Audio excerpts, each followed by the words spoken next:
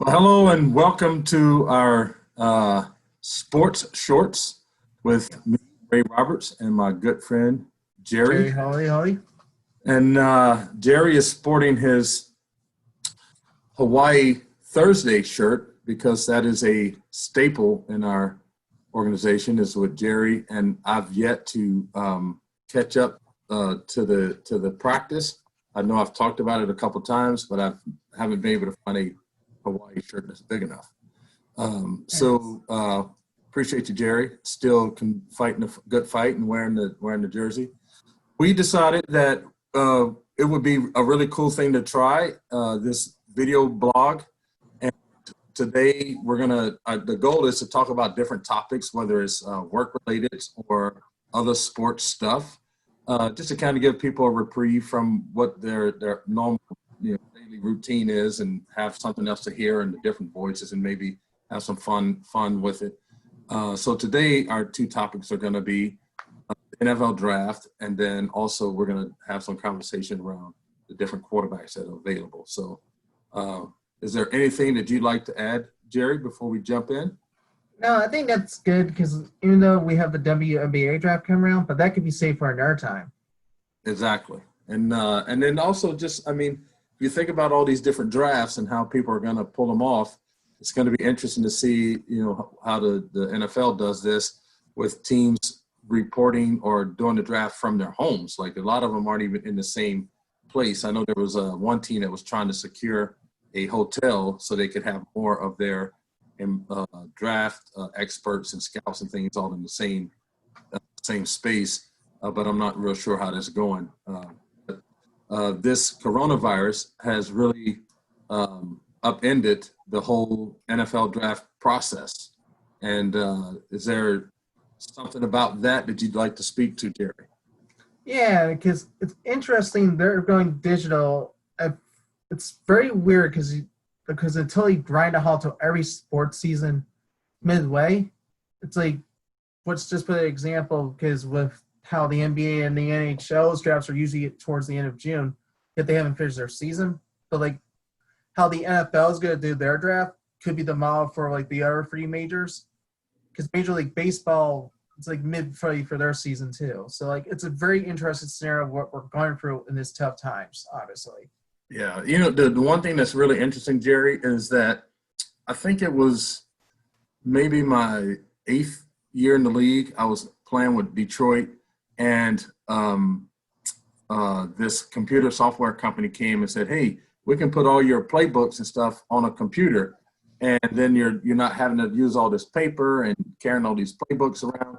And but the coaches and staff of the team are so superstitious and leery of things that could be out of their control that they only allowed one person on each team to try this out. And so I was a guy for the Lions. And at the time, laptops were huge and they're heavy, and trying to carry them around and with the play, it was just like, I don't know if this is going to work. But then the coaches were worried that other teams might be able to tap into it somehow and get their playbook information. And so fast forward to now, some of those same conversations are coming up now with these teams trying to do the draft remotely. A lot of the coaches and team staff are worried that they, if they can be hacked into and people can kind of see what their plans are or see what they're preparing to do or what they think about a certain player or where they have a player ranked. And so it's really interesting how sometimes sports can be like the catalyst for change, but then also sports can be so stuck in its ways that when you try to do something as innovative as doing a draft remotely, there's a lot of concerns that pop up. And so it'll be interesting to see how teams navigate all of that, what types of security things they put in place on their data and their internet and their computers and Wi-Fi and all that kind of stuff. That might be as big a story as the actual draft itself, just because those dudes are so worried about the security of their information. Yeah, it's because basically we just found out last week, just with our organization, there's the potential of Zoom bombing, which is a very bad thing to happen. But with the modern age technology, there's always a back door. A lot of people realize that. It's kind of a scary thought. Yeah, so it's going to be interesting to see how they handle that stuff, because the sports is, like I said, can be really super innovative, but they can also be super secretive and protective of all the things they do. So I'm really looking forward. Like you said, this draft could be the template for other leagues to attempt drafts if we're still in this kind of quarantine mode when their drafts roll around. It will be interesting that they haven't changed like any of the timing of the draft. So like you still have the same amount of time to make a pick and all these types of things. So it'll be interesting to see how that is impacted when you work remotely. And both of us are on the computer a lot doing different things, and at some point something's going to fail. Like it's not going to go super smooth, right? Yeah, obviously we know that. That's the speed of technology. Obviously, like there's always going to be a glitch somewhere. Yeah, exactly. So I think as our country and different industries are trying to get back to whatever the new normal is, it would be interesting to see how they pull this off and what type of efficiency they have. If they can brand it in a way that it draws the same audience that it would normally draw, TV audience. And it might, because people will be looking for something to do, something entertaining. So they might even have better TV ratings if this is kind of put together right. So it's definitely a strain on coaching staffs and scouts and things. You can't actually see the players in person or work them out, or sometimes you just like to stand next to a guy, just see like what their real size is, and all this. You can't interview them. I guess you could interview them, but they're just very limited in how they can go about the draft, which brings up another interesting issue, is because for years before technology, like at the beginning of, like some of the best teams ever built in NFL was built drafting people by just calling them on the phone. Like there was no TV, there was no like big presentation like they do now. You could be out cutting the grass and get a phone call, and they'll say, "Hey, the Baltimore Colts just drafted you." Oh, okay. Like, so it's like not the original pageantry as we see it now. It's like because I think you also have the pageantry of all like, the jersey and the hat. Like, how are you going to do that? Yeah. Mail it to them? Like, yeah, that's true. Like what's going to happen? And like for those, like I had a chance to go to New York when I was getting drafted, because there's, you kind of have an idea that close to the draft, like where you think you're going to go. And so they wanted, like, usually if you're like 10 through 15, like the top 10, the top 15, they like you to be there. But I had so many people that I wanted to share the moment with that I didn't go to New York. But a lot of guys really, they love walking across the stage, giving the commissioner a hug, getting a jersey and a hat and all that kind of stuff. But for me, I wanted to share with as much as my family as I could. So you can only take at the time like 4 or 5 people, and I just had way more people that I wanted to be there with me. So yeah, I think it's to the person's benefit in some cases, I believe. So yeah, remember, it was a receiver from Ohio State who was drafted by Washington last year. He was with family when he got his call, and he was super excited because they actually showed the actual video of him. Right. So like, there's the evidence of showing that there's people rather share the moment with families than just being all in the limelight. Some rather share with their families. So like, it's a vast field, as we call it. Yeah. Well, it's certainly going to be interesting, and it'll be, I'm looking forward to it myself, just to kind of not even necessarily to see who gets drafted where, but just to see how they're going to pull it off. And they have a lot of resources at their disposal that they can probably make this as good as it's going to get for the time being. But I'm really interested in seeing it. So, so that's a little bit about where we are with the draft and some of the challenges and some of the things that we're looking forward to. What I'd love to do now is just move into this idea around, in today's NFL, the quarterbacks, they run the whole show. Like if you don't have what they consider a franchise quarterback, then your chances of, winning the Super Bowl diminish, which is what they want you to believe. It's become a huge quarterback league in the way they protect the quarterbacks and the way they've given free access to receivers to get open, so there's not as much contact on the receivers, so that there's more pass completions, and then just the idea of just throwing the ball much more than they ever have, I think, in the history of the NFL. So the NFL was rooted around the ground game, which they you call it 3 yards in a cloud of dust kind of a thing. But in recent years, this whole spread offense and some of the stuff that these coaches in creative ways they're coaching college football has kind of filtered into the NFL, and the NFL is starting to make adjustments to it. So you have you see quarterbacks in shotgun a lot. Now most every quarterback has the majority of their plays are in shotgun and not as much under center. So that's kind of the power of the quarterback in the league. So as you look at the quarterbacks today, Jared, that are available for the draft, and let's say, out of our top 5, we have Joe Burrow from LSU, Tua Tagovailoa from Alabama. You have Justin Herbert from Oregon, Jordan Love from Utah State, and then we'll say, and I like this kid, Jalen Hurts from Oklahoma. When you hear those top 5 guys and the people that have the top picks in the draft, what do you think about those players, and then what do you think about where they may be drafted? Well, if you honestly going straight to Joe Burrow, it's like what he literally did with LSU was just impressive in itself. Because one, they literally came out and never to win the national title. They beat a pretty darn good Clemson team in a way, which is ironic because Trevor Lawrence would be himself be actually more likely the next guy to go first overall next year if he declares for draft, obviously. But when you go down the list, you have Tua, whose season was cut short by an injury, and the question is he going to be ready to play? And then obviously Justin Herbert from Oregon, basically he could put on a show and obviously be good to go because he's in a unique situation. You have to look at the Jordan Love from Utah, obviously. He's done very well as well. But you look at Jalen Hurts, though, a guy who was at Alabama backing up Tua, you would think he'd be higher up, but he's not. But what I've seen some interesting things is Burrow's obviously going to go to Cincinnati. There's no doubt. Right. Is teams who want Tua, are they willing to trade to Washington for that second pick? But how big of that package is going to be? Because would it be similar to what we got in the 2012 draft with RG3, which literally was 3 first-round picks and a second-round pick, and it was first-round picks over the next few years?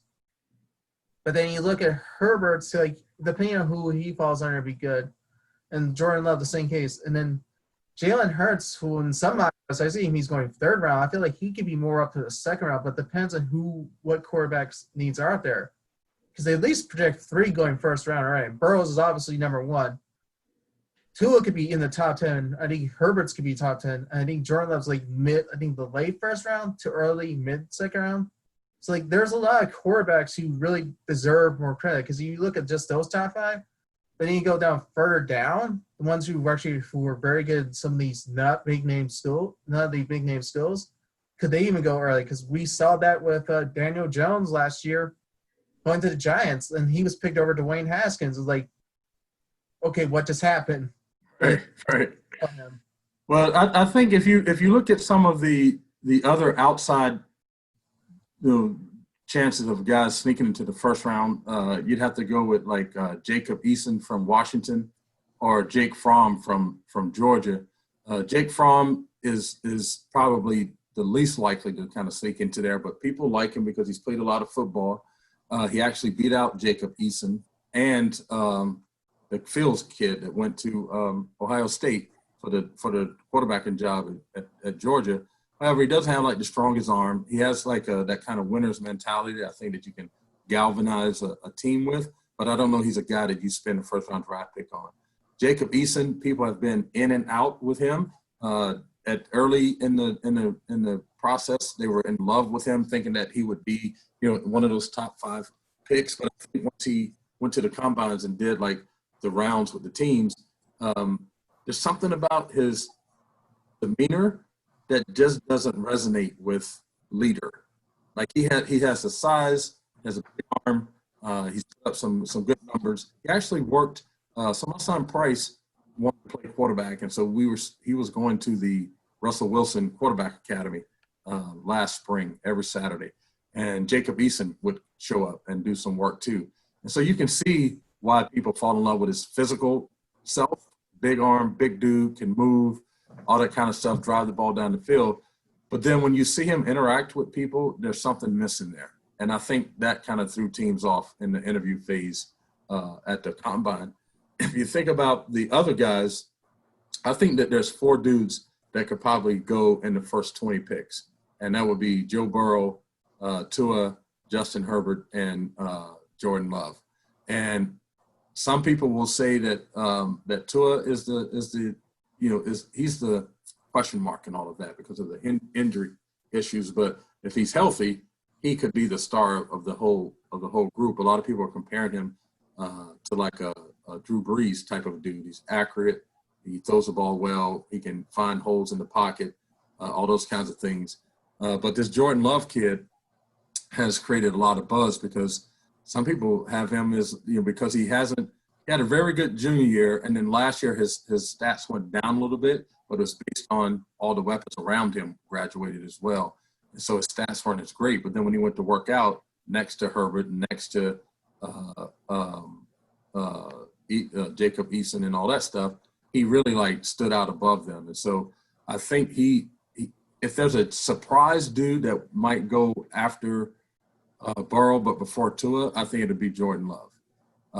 And then you have to decide if you want who's kind of like a clone of Jacob Eason, or if you want Tua, who, if healthy, is a generational type dude. And so I think that's where a lot of the debate is going to come down to. Yeah, because it's the interesting debate because you see other quarterbacks going super much later. Like, for example, Virginia's quarterback who doesn't get much respect as he did, but what he did though this past season, he deserves to go higher, but it's all depending where he's seen.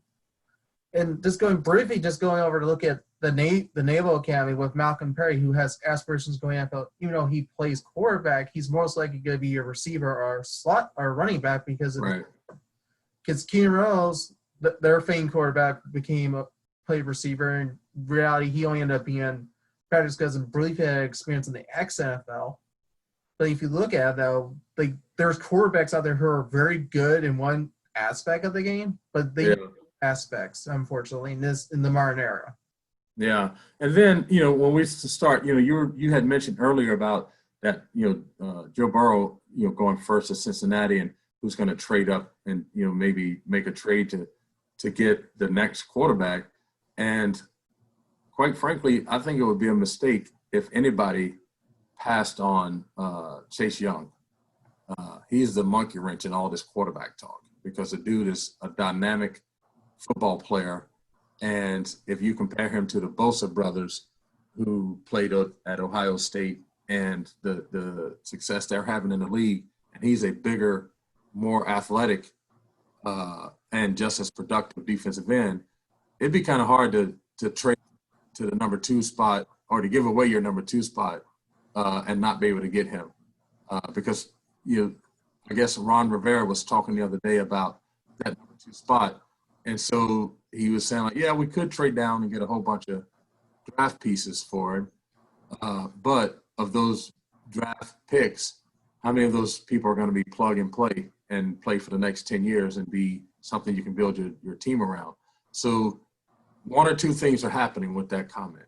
Either they are just sold on, they're going with Chase Young no matter what, or they're trying to put it out there that if you want to trade up to get him, it's going to take a really nice package, to do it. And so they're kind of putting it out there like, hey, we are all over Chase Young, generational dude, plug in 10-year starter.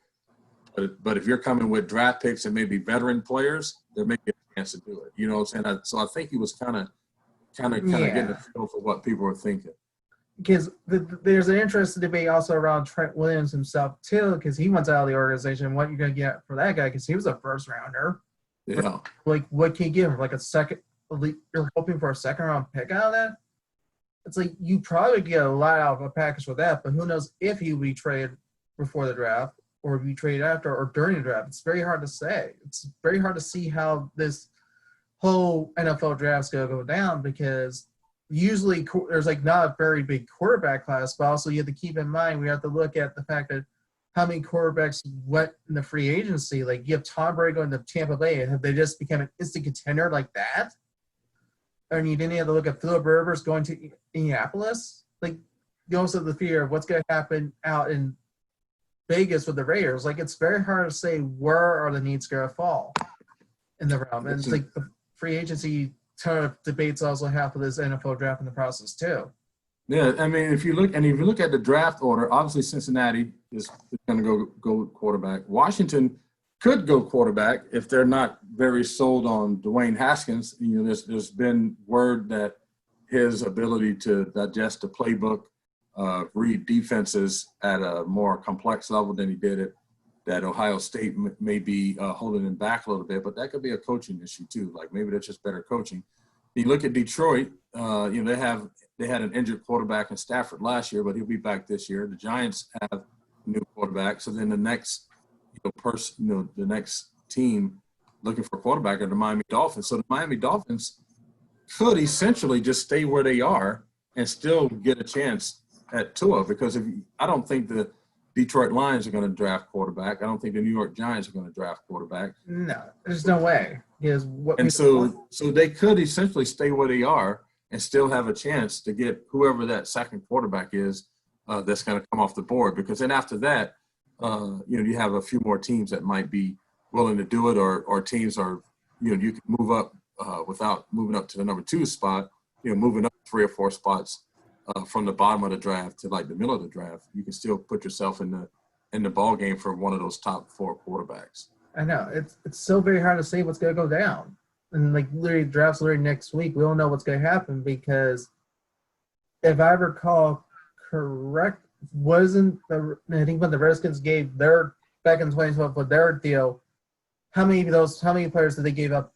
They didn't give out any players, but they gave us so many picks that basically ended up making St. Louis more dangerous. And they almost went on to win Super Bowl as Los Angeles Rams, only to lose. It was already not the most watched Super Bowl because it was like a defensive battle. It's like, who's willing to give up that many picks just for a piece who could be a total bust? Because that's the issue. There's also cases of draft busts too in the first round, quite famously as well, as we all know it. Yeah, I think too with this draft more than any other draft, teams are going to be really focused on pieces that they think can help their team right now, just because they haven't been able to do all the evaluation where they can say hey, we may not be in the market for a defensive end, but this dude is the best player on the board, so let's grab that player. And but I think with the way they've had to go about the offseason and the scouting and stuff, they're going to have to I think they're going to draft for more than ever. They're going to draft for need first, and then if the need person is not there, then they'll probably draft the best available player. And because if you look at the rest of the draft after the Miami Dolphins, the Chargers, could be in the business for a quarterback. The Panthers have the quarterback that they feel like they want. Arizona at number 8 has the first the guy they picked last year. Jacksonville could use a quarterback. Cleveland has Baker. The Jets have a new quarterback. So then you get to number 12 with the Raiders, who might be in the market for a quarterback. So I don't know if there's going to be a whole lot of movement as a getting these quarterbacks, because unless you think that there's a team that already has an established quarterback that's going to draft one of these guys just as backup, the draft might just fall in a way that those quarterbacks are there without you having to trade away all your draft picks and things, unless you're a team like the Raiders who have a few first-round draft picks that they can use. I think they have 2 first-round draft picks, and I think they have some early. They have a couple draft picks in the second round too that they can really put a package together for. But I think teams are going to draft for need first, because it's just not a whole lot of information out there, and then best available player after that. Yeah, and that makes a lot of sense, because I think this is an interesting scenario because I don't think this is a deep quarterback class for one, is it? To my knowledge. Well, I mean, if you could essentially go 7 deep, I think if you take Burrow, Tua, Jordan, who was the fourth guy we talked about? Jalen Hurts. Jalen Hurts. Then you have Herbert, the dude from Georgia, and the dude from Washington. So about 7 quarterbacks that probably the biggest stretch in the first round from there would be from Georgia. But someone might take a shot at, Jacob Eason in the first round. So there's 7 quarterbacks that could possibly go in the first round. But I really think that those top 4 quarterbacks are probably going to go in the top 20 picks. Yeah, and that makes a lot more sense. Yeah. So. Well, that's our sports shorts for today. And we're going to each week or every couple of weeks we'll come up with the rhythm. And we're going to have these shorter conversations around 1 or 2 topics in sports. Jerry has a very deep and expansive knowledge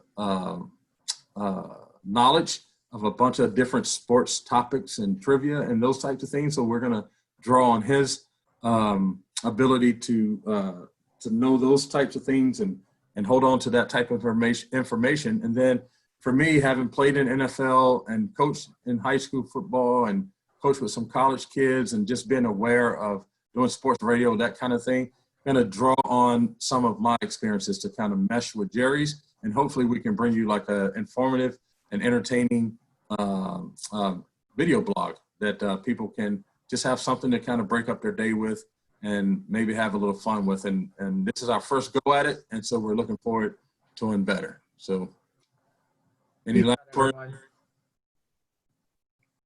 Peace, and we're out. Yep, we're out. Good. So I think probably you start the recording.